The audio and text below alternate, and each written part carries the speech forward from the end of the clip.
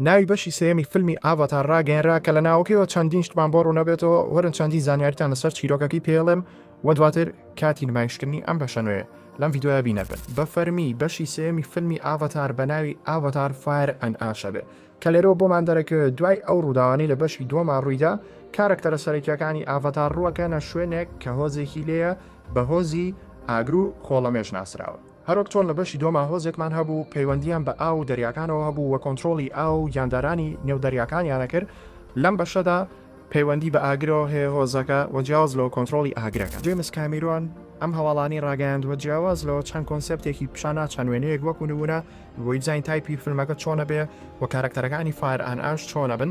منی ژوێنەکانتان بۆ دانێم و جیاواز لەوە بڕیارە ئەم بەشە نوێیە لە 12 ساڵی 2025 لە سینەماکانی جیهان نمایش کرێ.